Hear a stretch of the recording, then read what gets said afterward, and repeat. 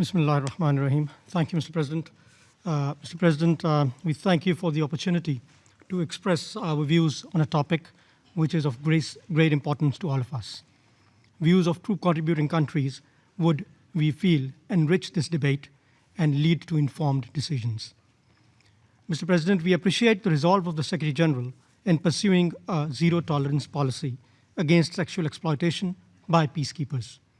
Pakistan, as a major TCC, fully supports zero tolerance towards sexual exploitation and abuse by peacekeepers. Those deputed to defend must not be allowed to take advantage of the vulnerable with impunity. We take our responsibility as a TCC extremely seriously and are fully conscious about the need for punitive actions against perpetrators of such heinous acts. One that tarnishes the image of the United Nations as well as the TCC itself and taints the good work of peacekeeping in general. We have taken strict action against perpetrators in substantiated cases.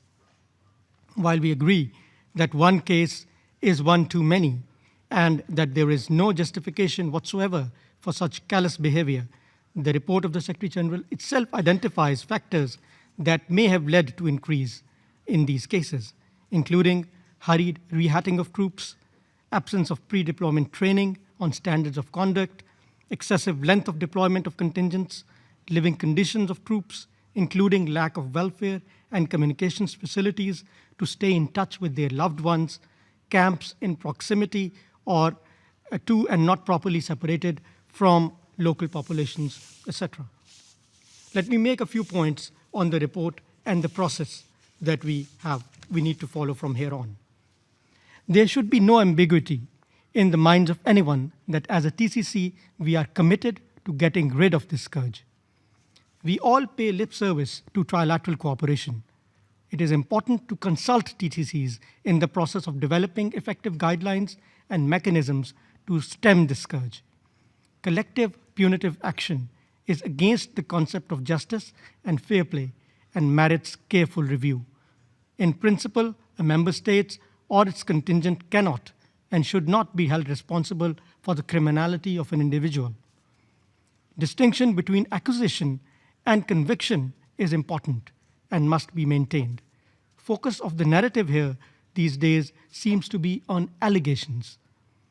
Overly intrusive and prescriptive calls on member states to review their criminal procedures and legislation should be avoided. Recommendations relating to compensation of victims and establishment of mechanisms for providing medical and legal assistance are appreciated. However, establishing of a trust fund should be well thought through and implemented prudently. Preventive steps must be taken along with remedial measures. Addressing issues of better planning and deployment and rotation of troops and providing them with better facilities would have a positive impact. And last, but not the least, we firmly believe that the Special Committee of the General Assembly on Peacekeeping, which incidentally is compiling its report at this very moment, is the forum to discuss issues relating to conduct and discipline of peacekeepers. Recommendations of this report of the Secretary General need to be discussed and analyzed in the C34 in a transparent and inclusive manner. And the logic for that has been very eloquently given by the permanent representative of Egypt just now. Mr. President, our troops are deployed in dangerous and violent situations, shedding their blood for common cause of promoting international peace and security. Their contributions should not be sullied by acts of a few. Any action by this body that could lead to a generic blaming of peacekeepers is bound to negatively impact the morale of troops on ground. This, we feel, must be avoided. Let me in the end reiterate our commitment that sexual exploitation and abuse by peacekeepers cannot and should not be allowed to continue.